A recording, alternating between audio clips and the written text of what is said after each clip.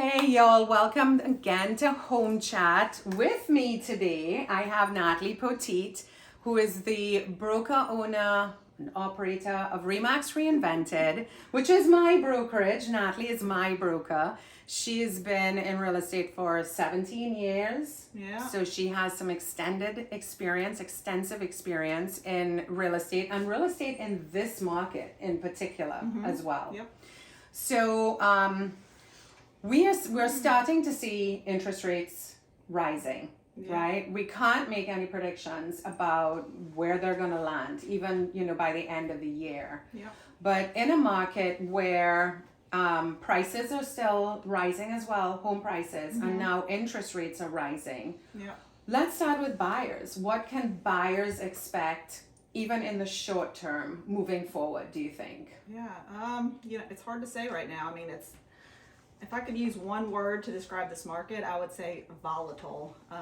It is every day, every week, every month a little bit different than the week or the month before.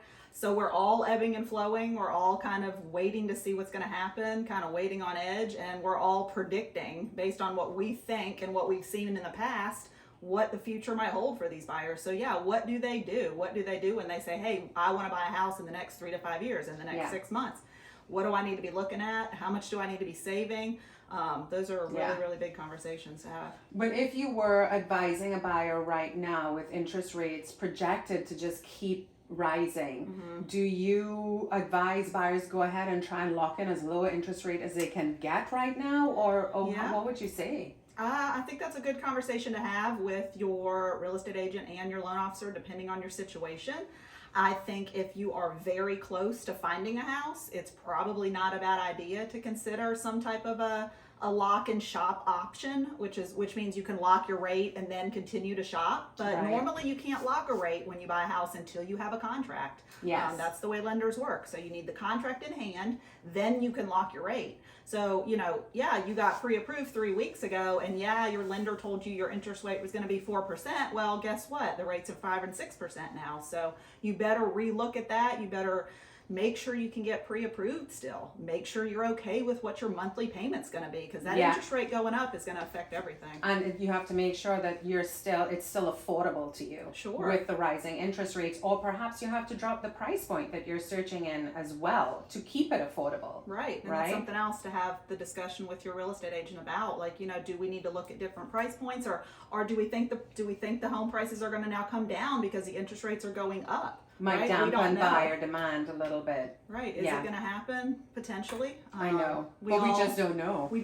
just don't know. So all we can do is look at what does history tell us, right? Yes, history tells us that when interest rates rise, typically prices do come down a little bit. So we're going to anticipate that. But are we right? I don't know. We've got such a shortage in the market, and inventory is a big driver of price, right? So when you can't find what you want, you're willing to pay more, right? Supply and demand. Yes. So we don't even know whether the dampening of buyer demand is going to stabilize prices exactly where they are right now, at least in the short term, before we may start to see a dropping prices just a little bit. And maybe what we're seeing now, maybe a new low in the market. Like, this might be as low as the prices are going to get right now. And there's no way to predict that, right? There's not. No, anybody trying to predict that is sort of playing a fool's game right now in this market. And that's the reason the interest rates went up, because inflation last month alone was 6%. So the only way the feds know how to fix it is to drive the interest rates up a little bit, right? That's so let's fix that way. So we'll see. But I mean, the reason the prices are continuing to rise is with the inventory. No inventory. There's no inventory, and so people can get more. So if somebody is willing to pay a premium for your house, then that's what you're going to ask for it. Yeah. So then that's buyers. And then how should sellers be thinking about putting their home on the market if they're ready to sell, or they're thinking of putting their home on the market? Yeah. How should sellers be thinking? What can they expect? I mean, we kind of know what they can expect. We like sellers. We like listings right now. So I think it depends. Everything depends, obviously, but everyone's situation's so different. So do you want to buy another house if you're selling your house, right? So do you have somewhere to go? Are you moving out of state? Are you moving local? Those are all huge factors. Do you have to sell your house so that you can buy a new house? Do you need your funds, right? So that's another big factor. But if you're just a seller that just needs to sell their house and say they're moving out of state, you are in the driver's seat. Yeah. So now is the time to sell. Now is the time to list high. Your agent's going to say, listen, this is where I need to be. Push the price as high as you can go. Listen to your agent, of course, but that is something that we talk about in our office all the time. We say, listen, how high can we go to not make it tip over the edge, right? Yeah. But all of the agents that I talk to is, we're pushing the price as high as we can. And still getting getting multiple offers, right? Yeah. I mean, what are we getting? 106% of asking right now in our area. Wow. Yeah. Who would have ever thought? I know.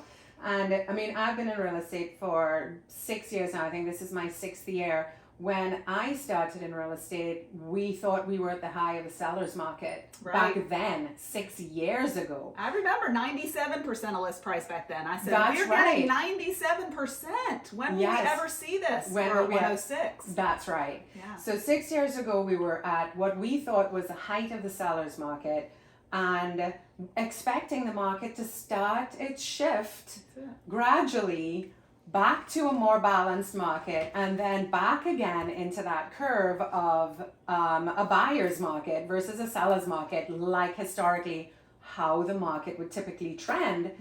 And it's just bucking the trends now, because prices keep going up, and we're still in the strongest seller's market we've ever seen. Really. Yep. Yeah. And that's so many reasons, and we could get into that. But there's COVID and interest rates and supply and demand and so many different factors that have driven prices up as high as they are. But this is where we're at now, so this is what we have to work with.